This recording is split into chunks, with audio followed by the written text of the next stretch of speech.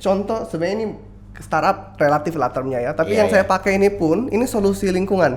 Oke. Jadi salah satu UMKM mereka pakai tinta yang ramah lingkungan dan juga dia ambil sustainable sourcing dari material-materialnya. Jadi dia nggak harus langsung menyelesaikan masalah pun, tapi mengubah proses-prosesnya menjadi proses yang ramah lingkungan. Itu juga kita bisa bilang climate tech.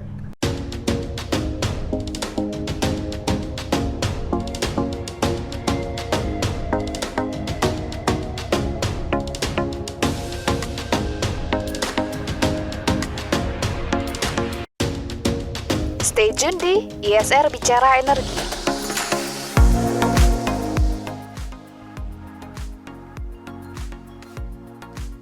Halo Sobat Esensial, kembali lagi bersama saya Rahma Jess, host podcast ISR Bicara Energi.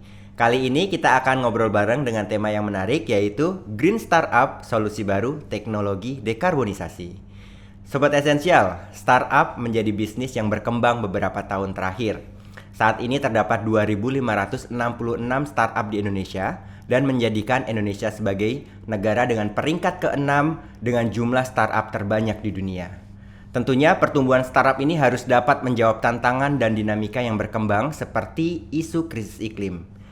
Sejauh mana startup Indonesia dapat memberikan layanan yang inovatif untuk teknologi dekarbonisasi? Untuk itu saat ini telah hadir bersama saya, Mas Jonathan Davi, atau biasa dipanggil dengan Mas Jody, co-founder dan CEO dari Ecosystem yang akan sharing mengenai bagaimana tren pertumbuhan green startup di Indonesia. Halo Mas Jody, selamat sore, selamat datang di podcast ISR. Terima kasih Mas Jess sudah diundang. Ya, bagaimana kabarnya hari ini? Baik, sehat. Ya, udah punya banyak pengalaman untuk mendampingi startup ya Mas ya di selama ini. Lumayan. Sejak kapan? Maksudnya sejak berapa lama sudah berkecimpung di dunia startup gini? Secara pribadi mungkin udah 10 tahun ya berkecimpung di dunia startup, cuma sebagai ekosistem atau ekosistem venture builder dari 2021, jadi 4 tahun lebih lah. 4 tahun lebih sudah bersama ekosistem untuk membina startup gitu ya, menjadi inkubator gitu. Inkubator dan juga venture builder, jadi kita Venture bangun builder. langsung startupnya. Oke, tapi kalau selama 4 tahun berarti kan itu dimulai dari tahun paling tidak 2021 atau 2020 gitu sudah mulai ada inisiasi ini. Itu melihat perkembangan selama 4 tahun terakhir itu bagaimana startup yang ada di Indonesia ini? Cukup pesat ya perkembangannya, walaupun sekarang kalau kita lihat dari kondisi ekonomi memang agak-agak melambat karena ya dunia sedang banyak tantangan, trade wars, macroeconomic downturn, terus juga kemarin ada beberapa high profile cases yang mungkin mengurangi kepercayaan terhadap industri. Tapi di sisi lain juga kita melihat banyak pertumbuhan di sektor-sektor niche yang tadinya sektor-sektor niche itu sekarang sudah mulai tumbuh. Contohnya di climate tech startup ataupun di environmental solutions gitu. Oke, kalau saya dengar kan memang untuk startup sendiri, apalagi tahun ini beberapa 2 tahun terakhir lah itu nilai investasinya menurun ya. Betul. Gitu. Tapi apakah itu juga berlaku untuk yang climate startup ini? Tentu ada efeknya. Jadi kita nggak bisa memungkiri bahwa sekarang tidak sebanyak dulu, dan dulu ini bukan dulu banget juga. 2-3 tahun lalu aja Betul. itu jauh lebih murah kan kapital. Tapi bisa kita bilang sebenarnya dibanding dengan industri startup yang lain seperti contohnya digital startup atau financial technology, investasi di isu sustainability atau di climate tech ini lebih stabil. Jadi walaupun dia nggak turun sedrastis itu gitu. Malah cenderung dia going against the headwind atau melawan tren keterpurukan dari startup pada umumnya. Oke, jadi malah lebih bisa bangkit gitu ya dari Lumayan bisa bangkit. paling tidak lumayan bisa bertahan. Betul. Di dalam kondisi yang sebenarnya tren startup itu pada turun, tapi untuk yang climate ini lumayan bisa untuk bertahan gitu. Betul. Nah, tapi kalau kita melihat dari startup yang dibina, yang diinkubasi sama ekosistem itu demografinya atau bagaimana ya bilangnya itu adalah komposisinya itu apakah memang semuanya climate startup atau ada startup lain juga? Kalau ekosistem karena kita memang misinya adalah enabling ecopreneurs to solve climate challenges at scale. Oke. Jadi memang kita fokuskan hanya untuk startup-startup yang punya dampak lingkungan. Kalau dibandingin dengan negara-negara lain, apakah semangat startup, climate startup di Indonesia itu udah cukup bisa dibilang memuaskan, atau negara tetangga kita aja deh misalnya dari perbandingan itu bagaimana? Sebenarnya kalau dibilang memuaskan tentu masih ada ruang untuk improve lah. Tapi pada dasarnya kita melihat ada perkembangan yang cukup signifikan dibanding misalnya kita memulai portofolio kita pertama, itu bukan saya yang mulai, co-founder saya. Itu 10 tahun lalu nggak ada siapa-siapa yang main di sini. Oke. Jadi dia lonely journey sekali, berjuang sendiri, kesulitan. Tapi semakin kesini semakin banyak pertumbuhan dan juga semakin banyak enabler yang membantu untuk meningkatkan kualitas dari support yang diberikan ke climate tech startup atau startup lingkungan ini. Memang kalau dibandingkan dengan negara-negara tetangga, ada beberapa negara tetangga yang udah agak lebih maju, terutama di 2-3 tahun terakhir. Kalau yang paling maju mungkin Singapura ya. Singapura support sistemnya udah sangat mature gitu ya untuk startup. Tapi yang kita melihat kayak Vietnam sekarang ini sedang naik daun dan lumayan drastis pertumbuhannya. Jadi menarik juga melihat di region walaupun tadinya kita leading, sekarang udah mulai kompetitif. Oke. Tapi kalau startup yang memang dibina sama ekosistem, memang ada yang mainnya di global, di regional misalnya, atau sejauh ini mereka masih mencari marketnya di lokal terlebih dahulu? Kita punya mindset untuk memfokuskan menyelesaikan masalah-masalah mulai dari yang paling dekat. Oke. Jadi selalu mulainya dari Indonesia. Cuman belakangan ini ada beberapa startup portofolio kami yang sudah mulai scale juga, akhirnya merambah ke beberapa region gitu. Walaupun sifatnya mungkin belum heavy operation di sana, belum beroperasi sepenuhnya, tapi dia udah mulai ekspor solusinya gitu ke regional, ataupun ada kantor cabang di regional tapi mungkin masih kecil operationsnya. Kalau kita kasih contoh yang konkret gitu, startup yang memang climate tech ini, contohnya kayak gimana aja sih Mas? Macam-macam banget sebenarnya. Jadi kalau untuk climate tech ini kan selama dia punya dampak positif untuk menghadapi, kita bilangnya triple planetary crisis ya. Jadi biodiversity loss, emission sama pollution, itu dia pasti menjadi climate tech. Contoh misalnya startup ya, portofolio kami Waste Management, Waste for Change, dia mengelola sampah, mengurangi emisi juga dari pembusukan di landfill, itu climate tech startup gitu kan. Terus dia ada startup kami namanya Biki, dia mengurangi sampah atau food loss dan food waste dalam supply chain dari buah-buahan, sayur-sayuran, itu juga mengurangi metana yang akan membusuk, kemudian membuat productivity semakin tinggi dari agriculture, itu juga climate tech. Jadi mulai dari yang paling high tech sampai yang paling low tech itu bisa jadi climate solutions. Artinya memang startup ini tuh ada yang sebenarnya sangat dekat dengan masyarakat gitu. Betul. Ini contoh, sebenarnya ini startup relatif lah termnya ya, tapi yang saya pakai ini pun ini solusi lingkungan. Oke. Jadi salah satu UMKM mereka pakai tinta yang ramah lingkungan dan juga dia ambil sustainable sourcing dari material-materialnya. Jadi dia nggak harus langsung menyelesaikan masalah pun, tapi mengubah proses-prosesnya menjadi proses yang ramah lingkungan, itu juga kita bisa bilang climate tech. Kira-kira kalau dibilang startup, ini berarti isinya apakah anak-anak muda, atau kalau secara demografi usia itu memang malah yang senior-senior juga mendirikan startup, atau memang semangatnya ini dari anak-anak muda gitu? Cukup sulit untuk kita kotak-kotakan ya. Kalau kita lihat trennya sih memang lebih banyak lebih muda. Lebih muda 35 ke bawah rata-rata. Paling muda bahkan ada yang kemarin masih tahap awal banget, tapi anak SMA pun sekarang mereka secara serius bangun solusi startup gitu. Dia bikin reverse vending machine menggunakan teknologi AI. Jadi udah canggih. Kita mikir anak SMA dulu, kita anak SMA ngapain sih main ya? BC gitu ya, main kelereng apa. Ini main udah bikin gitu, ya. bikin solusi startup lingkungan gitu. Dan yang senior-senior pun ada. Jadi bahkan mereka biasanya PhD atau researcher tadinya, mereka punya teknologi, mereka bosan mungkin di riset, terus pengen mengerjakan startup dan akhirnya bikin produk gitu. Ya, kalau kita ngomongin lagi masalah yang mungkin skalanya udah masuk ke industri gitu kan, berarti teman-teman ekosistem juga melihat ada sebuah sebenarnya permasalahan yang harus diselesaikan di industri kita gitu. Dan kemudian pengen menghubungkan startup ini itu ke dunia industri. Nah, bagaimana kemudian bisa mengkorelasikan gitu, mengkonekkan antara startup untuk bisa menyelesaikan masalah di industri?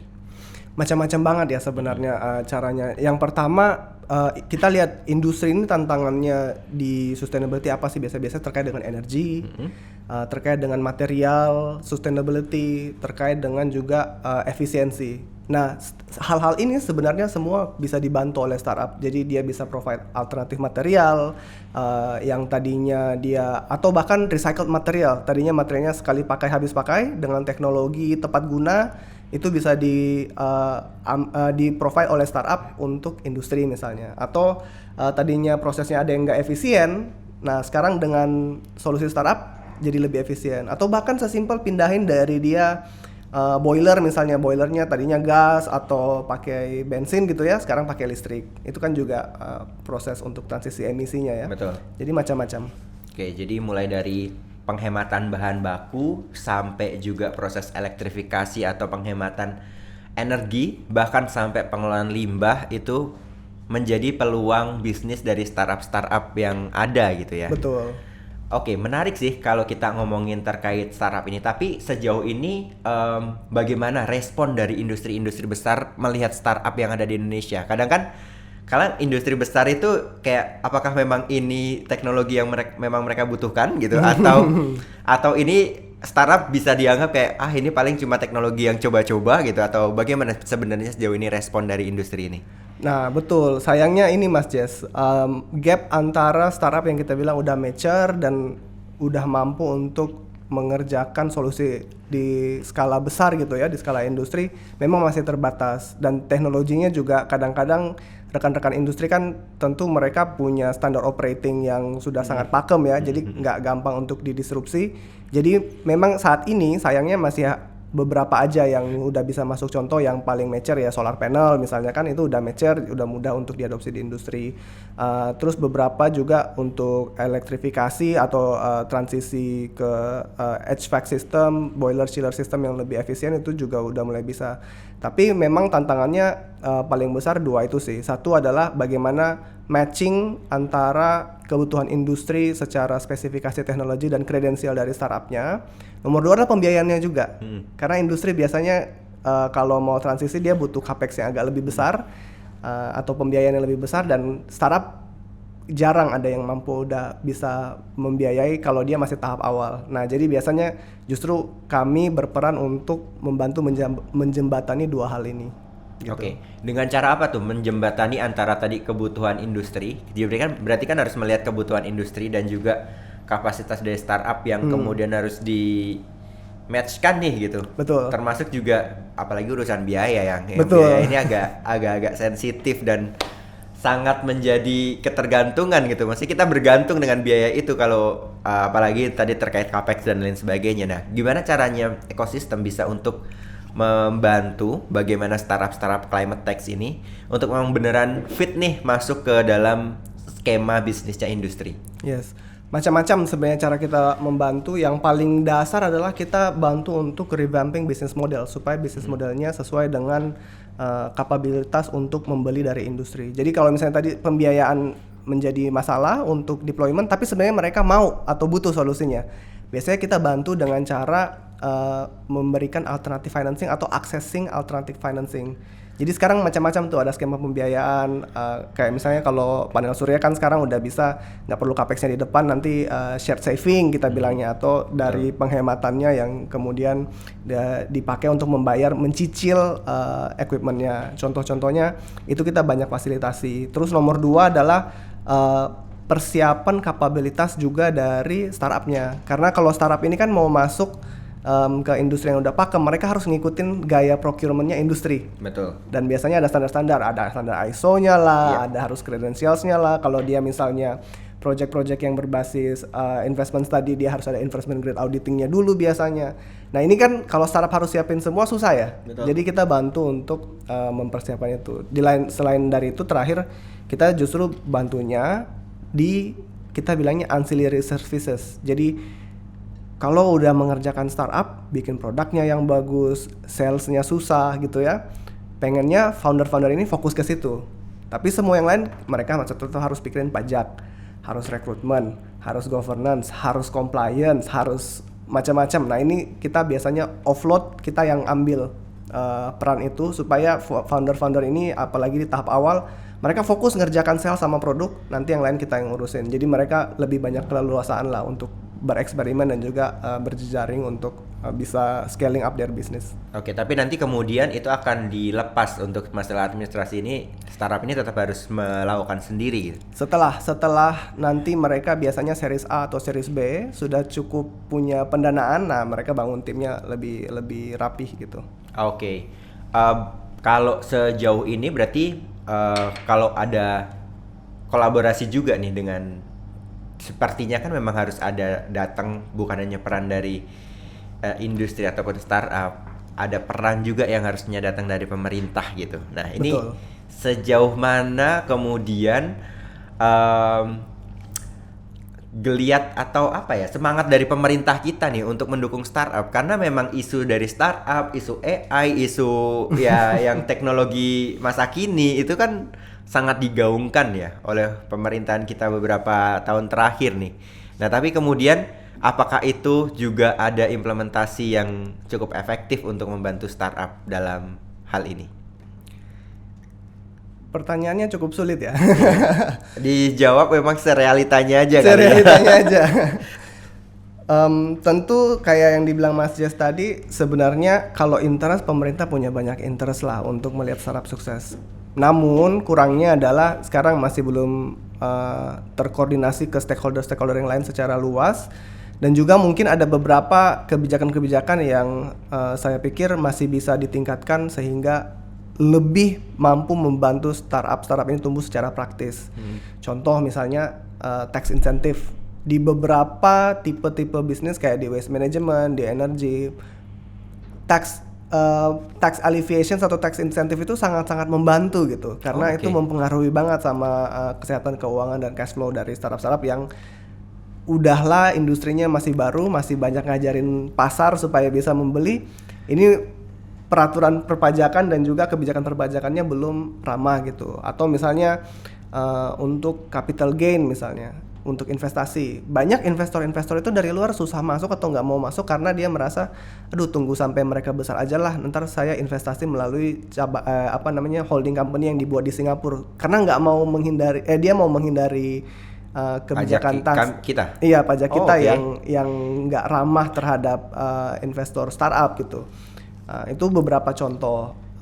Terus kayak misalnya izin edar dan procurement yang mungkin kalau secara kebutuhan jelas ya bahwa ini harus diatur, tapi prosesnya bisa take so long, longer than it should be. Jadi hal-hal seperti ini mungkin masih bisa ditingkatkan. Oke, berarti memang hal-hal yang sifatnya dukungan dari pemerintah ini lebih kepada bagaimana untuk bisa membangun startupnya di awal terlebih dahulu nih gitu kan. Karena memang sejauh ini yang banyak struggling itu adalah startup perintisan di awal. Betul. Gitu, yang mana itu tadi masih mereka fokus untuk menyesuaikan dengan kondisi pasarnya mereka, tapi juga mereka masih bingung masalah bagaimana ngurusin administrasi dan perpajakan gitu ya. Oke. Kalau sejauh ini yang memang sudah diinkubasi oleh teman-teman ekosistem, ada nggak sih yang kemudian dia gagal sebelum berkembang gitu, atau layu sebelum berkembang gitu startupnya? Ada pasti. Kalau kita kan selain venture building yang kita bangun dari awal dan kita juga berinvestasi di situ, ada yang kita sifatnya program ya. Mungkin 60% success rate lah, survival rate program kita sekarang. Berarti kalau dari 150 sampai 200 yang pernah kita ikutan program kita, berarti hanya 110, 120 yang selamat. Sisanya semua udah tutup. Oke, itu alasan tutupnya karena memang alasan tidak bisa bertahannya itu biasa karena apa? Macam-macam. Kebanyakan sih memang kita bilangnya gagal untuk mendapatkan fit to market atau product market fit. Jadi mungkin dengan teknologi yang dia punya, dengan proses yang dia punya masih terlalu mahal untuk pasarnya, atau kebutuhan pasarnya bilang butuh hal yang berbeda daripada yang mereka provide. Atau juga biasanya ya udah sesimpel kehabisan duit sebelum mereka mampu untuk dapat klien yang jangka panjang, sehingga ya berarti udah keburu habis aja runway-nya. Oke, jadi persiapannya yang memang belum sampai dia berkembang pun dia udah persiapannya habis gitu, amunisinya habis gitu. Jadi Amunisinya habis. jadi dia terpaksa untuk tidak bisa berlanjut gitu ya. Betul. Berarti kalau dari teman-teman sendiri, teman-teman dari ekosistem untuk bisa mendapatkan gitu listing startup baik itu yang dibina khususnya tadi kan berarti climate startup ya. Ini gimana proses yang dilakukan? Apakah memang terjun langsung atau memang nunggu pendaftaran dari ada periode pendaftaran atau memang nunggu mereka untuk apply proposal untuk bisa didampingin atau bagaimana? Kita ada dua cara. Yang pertama kita bilangnya cara terstruktur. Ini biasanya kita punya program akselerasi atau inkubasi tiap tahun gitu. Jadi kita biasanya ada partner, kita buka di topik-topik tertentu, di industri-industri tertentu, lalu kita ajak semua dari network kami untuk ikutan. Nah dari sini kita seleksi. Nanti dari seleksi biasanya 100 sampai 200 aplikasi, kita akan ambil 10 sampai 15. Dari 15 akan kita kompetisikan top 2, top 3 biasanya kita kasih pendanaan dan dari situ akan kita ambil yang jadi portofolio kita. Tapi ini bukan satu-satunya jalan, ada juga kita bilangnya jalur referensi. Oke. Karena kita kan Referensi orang dalam. referensi sesama entrepreneur. Oke. Ya, karena kita dari, oleh, dan untuk entrepreneur kan, untuk ekopreneur kita bilangnya, eco entrepreneur. Jadi kita udah cukup lama di industri ini dan sudah saling kenal. Biasanya kita bisa lihat, oh ini teman-teman ini punya potensi dan punya idea atau produk yang sangat dibutuhkan dan punya market yang jelas sehingga kita tertarik untuk ambil. Ya biasa kalau inkubasi gini kan yang ngambil peran lebih banyak misalnya di universitas itu kan juga ada inkubasi bisnis gitu. Memang ada kolaborasi juga dengan pihak-pihak universitas atau bagaimana? Ada. Jadi kita kalau dengan inkubator kampus itu ada 2 kampus kita kolaborasi jangka panjang. Terus sama kampusnya sendiri baik untuk sebagai talenta hijau atau green job talent gitu ya.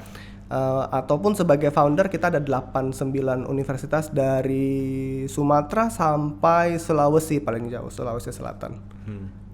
Oke, berarti hampir kalau paling jauh Sulawesi Selatan berarti sudah menjangkau Indonesia bagian tengah gitu. Iya. Ya, Mas kalau kita pengen tahu sebenarnya startup yang memang sudah didampingi, terus kemudian juga startup yang punya teknologi ini, teknologi hijau atau rendah karbon ini, itu kita bisa melihat informasi-informasi itu tuh di mana sih? Apakah memang ada informasi khusus yang memang menjadi sumber atau menjadi page yang memang itu adalah semua informasi ada di sana, atau kita harus datengin startup masing-masing? Karena jujur kalau kita ngomongin startup, karena tadi kan saya nyebutin 2.500-an sekian itu kan banyak, dan startup ini kan skalanya masih relatif kecil gitu ya. Betul. Relatif ya kecil menuju menengah lah gitu. Kalau yang besar-besar sih mungkin kita lebih sering dengar. Pun kalau yang besar ini karena climate tech yang bagian dari niche itu tadi itu kan juga jarang orang yang tahu gitu. Nah, betul. Itu sebenarnya bagaimana sih untuk bisa memahami informasi-informasi startup ini? Memang sayangnya belum ada satu single platform ya yang menginventariskan semua data-data ini. Kita pun di ekosistem kita punya database, tapi ya database-nya sejauh yang kita di dalam networknya ekosistem gitu, per masing-masing industri. Ada 200-an, berarti kan hanya 10% kalau dari data tadi. Betul. 2.500 ya. Betul.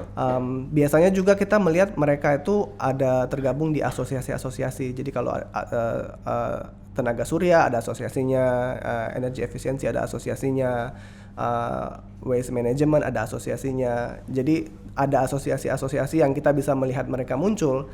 Tapi ya sisanya memang ya akhirnya kita berkomunitas lah.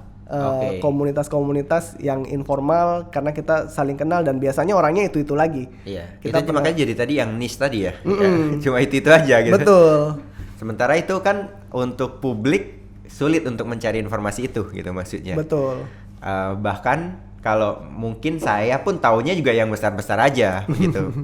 Itu sama sih kasusnya kayak misalnya NGO gitu juga. NGO ya tahu-taunya ya itu aja gitu kan. Jadi kasusnya sama kayak startup. Nah, tapi kalau kita ngomongin terkait perkembangan startup, tentunya juga animo untuk startup ini biasa muncul dari anak-anak muda gitu. Terus kemudian juga bagaimana anak-anak muda ini saat ini khususnya dengan agak menurunnya startup itu apakah memang semangat untuk masih menjadikan startup sebagai salah satu idaman pekerjaan itu apakah masih muncul gitu? Wah, ini juga saya nggak punya jawaban yang berdasarkan data gitu ya. Ini hanya anecdotal experience dari Betul, pengalaman oke. kami. Kalau dari pengalaman kami, ini sebenarnya masih ada ketertarikan. Saya nggak tahu apakah yang tertarik karena memang job market lagi sulit. Iya, oke. Jadi apa jadi coba atau memang ada passion di industri ini. Kalau kita positive thinkingnya adalah memang ada passion karena kita lihat juga orang-orang ini datang, bahkan kan kita punya online courses yang kita berikan secara gratis di platform website gitu ya untuk orang-orang belajar. Kalau mereka mau jadi green talent, belajar dulu deh biar nanti waktu masuk startup cepat catch up-nya sama terminologi, sama market structure-nya dan lain-lain. Ini orang-orang pada daftar gitu. Sekarang 3.000-an orang loh udah. Wow, itu selama berapa lama itu 3.000 orang yang masuk? Dari kita mungkin mulai aktif jajakin ini 1,5 tahun 2 tahun lalu lah. Oke. Jadi maksudnya dan kita bukan green job provider gitu atau Iya. kita bukan job platform. Tapi dari situ aja kita lihat hanya dengan kita low effort seperti ini 3.000 orang mau ikutan supaya dapat sertifikasi dan bisa memudahkan mereka untuk cari kerja di industri sektor hijau. Jadi sebenarnya kalau dilihat dari usahanya sih kayaknya masih banyak yang passionate ya, terutama yang muda-muda. Jadi entry level jobbers gitu, entry level jobbers atau junior level. Tapi beberapa juga bahkan sampai di senior level, bahkan di angkatanku atau di angkatan seniorku itu pada ngontak buat nanya, kalau mau masuk transisi ke sustainability gimana sih caranya? Oke. Aku harus belajarin apa? Boleh ngobrol nggak? Aku pengen masuk ke industri ini nih. Iya, Gitu. suruh subscribe YouTube-nya ISR. Sekalian tonton ya. Iya. Boleh. Besok saya suruh subscribe. Iya, kan kita juga memberikan informasi terkait bagaimana untuk bisa memahami paling tidak terminologi lah ya. Betul, Karena- terminologi itu hal yang susah ternyata. Iya, karena memang cukup banyak terminologi di dunia energi dan juga lingkungan. Apalagi kalau kita ngomongin soal isu-isu krisis iklim gitu, itu terminologinya kan banyak ya, bukan suatu terminologi yang dulu kita belajar di SD, SMP atau SMA mungkin kan. Betul. Itu hal yang baru dan terus meningkat. Kalau gitu kemudian apa saran dari Mas Jody untuk teman-teman yang memang punya minat untuk bisa membangun startup, khususnya climate startup nih? Mungkin ini saran pertama akan generik lah, sama seperti startup-startup lain, selalu fall in love dengan problemnya, jangan dengan solusinya. Karena kadang-kadang kita melihat kita terlalu fokus sama teknologi apa yang kita punya, produk apa yang kita punya, padahal kadang-kadang bukan itu poinnya. Kita cuma butuh teknologi tepat guna yang affordable, yang murah, yang bisa diakses dan convenient untuk digunakan sehingga bisa tumbuh gitu usahanya. Jadi itu nomor satu paling penting menurutku, fall in love with the problem. Dan yang menarik adalah kalau kita menyelesaikan masalah climate, kadang kan kita mengira ini sesuatu yang do good aja gitu. Iya. Masalah climate itu masalah kritis loh. Masalah energi masalah kritis, masalah makanan masalah kritis, sampah polusi masalah kritis. Jadi kalau kita menyelesaikan masalah-masalah kritis ini sebenarnya udah pasti kita bisa do good gitu. But it's not the point. Poinnya adalah kita menyelesaikan masalah yang essential services untuk masyarakat gitu. Nah, terus nomor 2 adalah mulai dari niche yang paling dekat sama kita. Kadang aku melihat pitfallsnya orang-orang atau founders ini adalah mereka langsung lompat, oke, saya ingin menyelesaikan masalah yang besar, saya ingin menyelesaikan masalah persampahan Indonesia, saya ingin menyelesaikan masalah energi Indonesia, tapi pathway kesananya nggak terpikirkan. Nah, paling mudah adalah mulai dari sesuatu yang paling kecil, paling mudah diakses.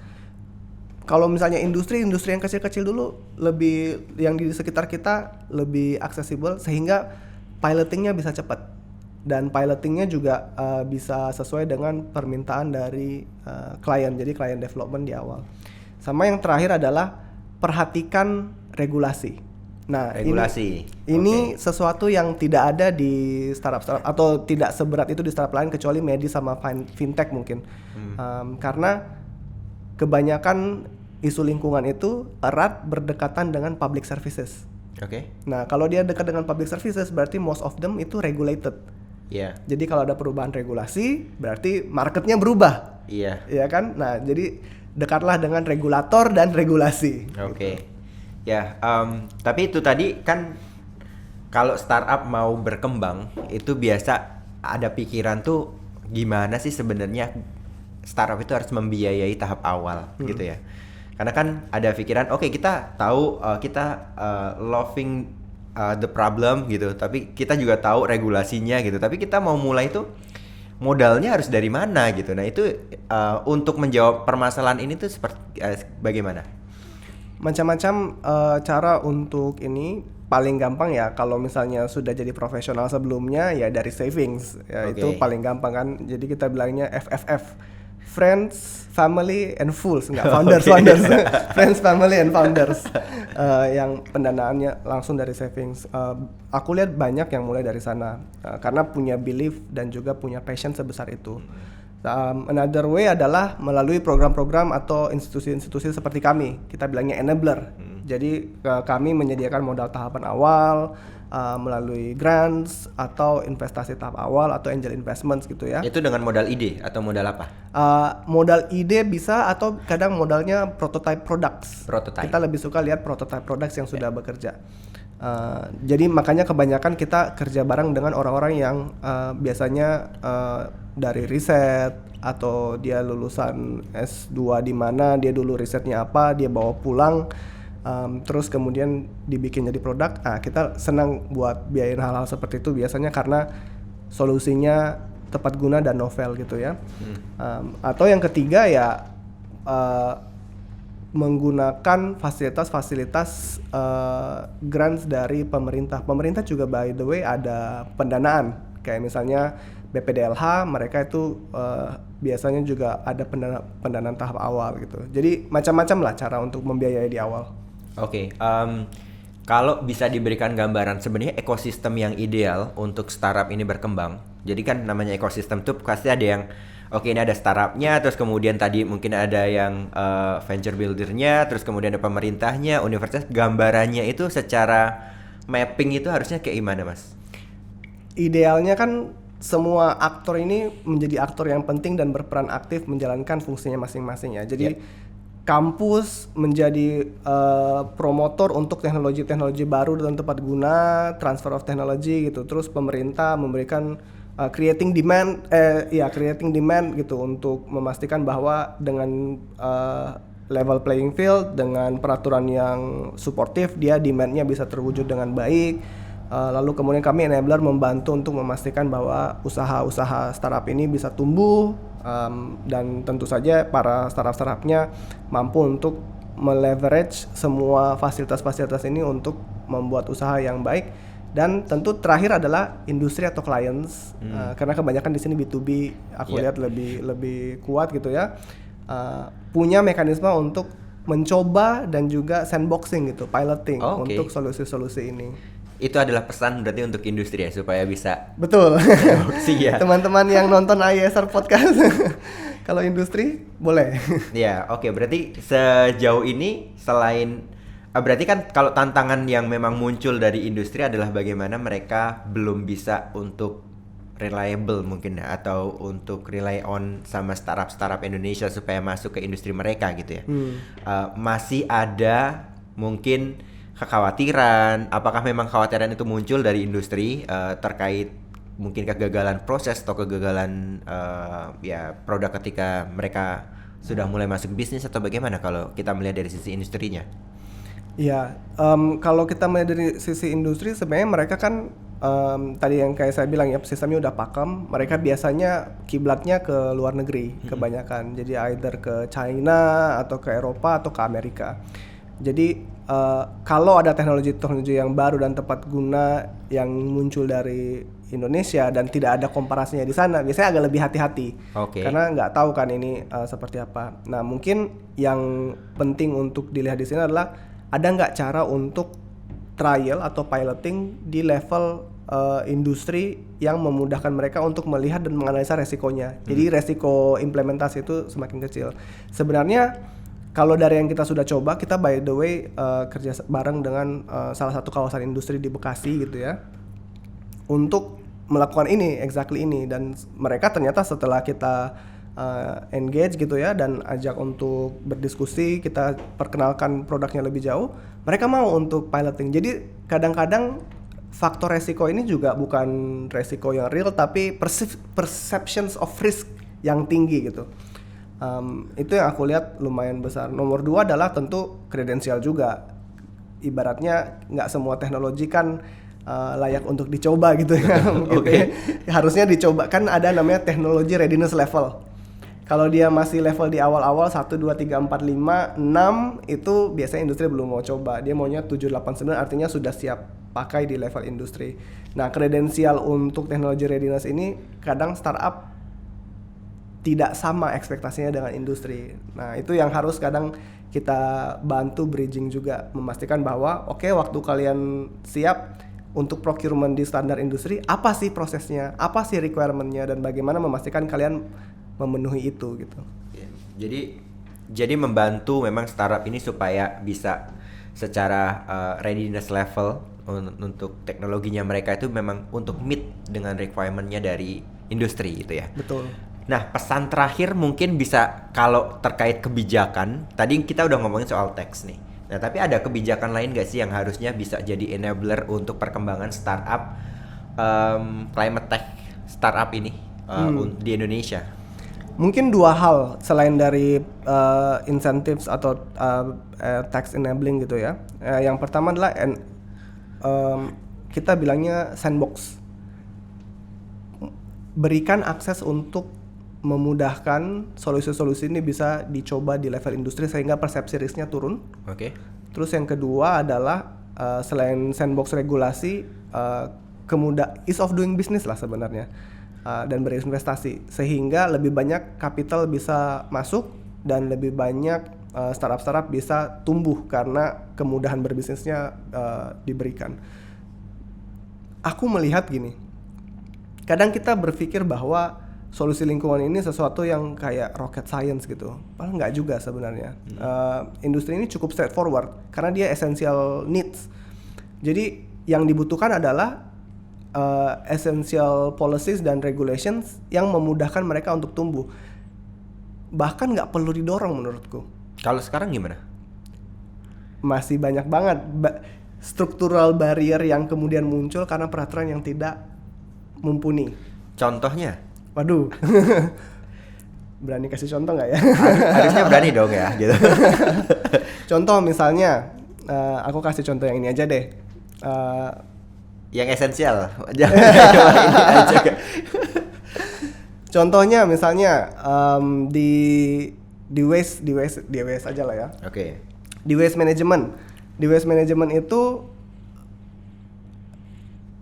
untuk masing-masing material yang dijual kan dia akan ngikutin struktur perpajakan untuk perusahaan ya. Jadi kalau dia masih di bawah 7M, dia non PKP, di atas 7M dia PKP.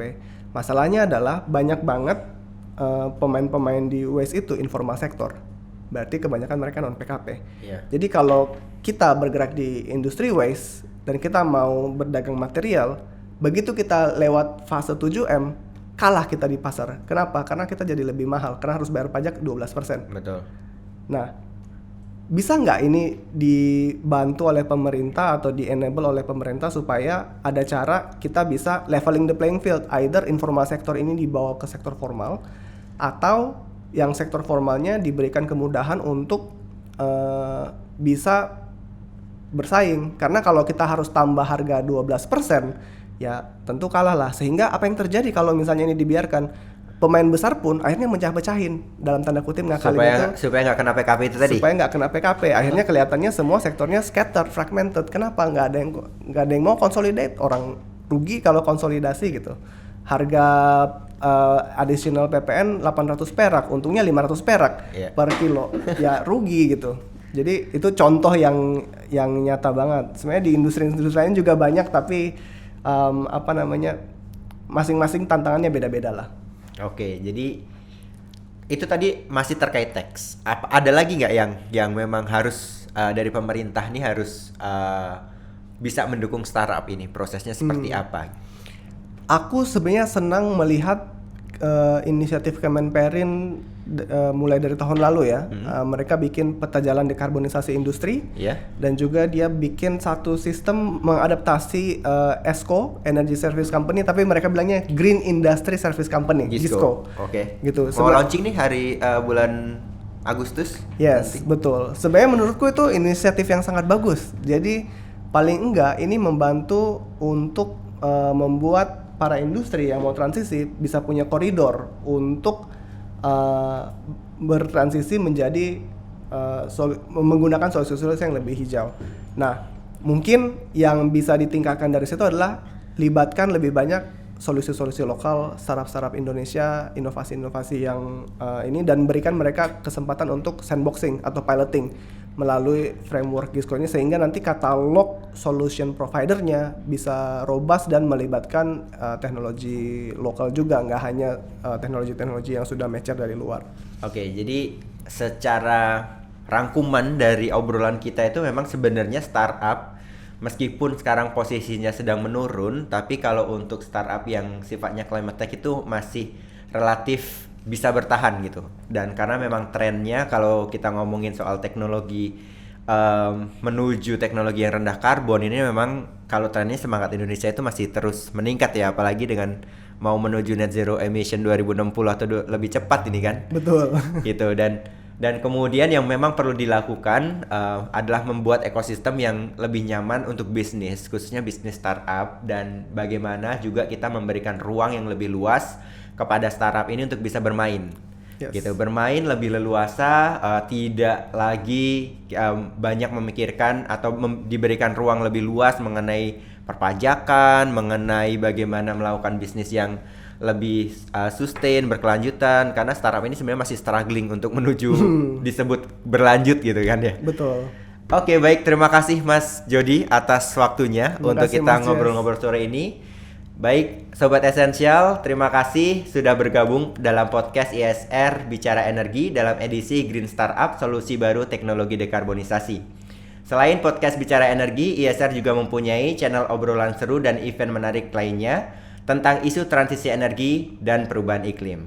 Untuk itu, jangan lupa like, subscribe akun YouTube dan sosial media ISR agar tidak ketinggalan konten-konten menarik lainnya. Kalau begitu saya pamit undur diri, terima kasih dan sampai jumpa di kesempatan selanjutnya.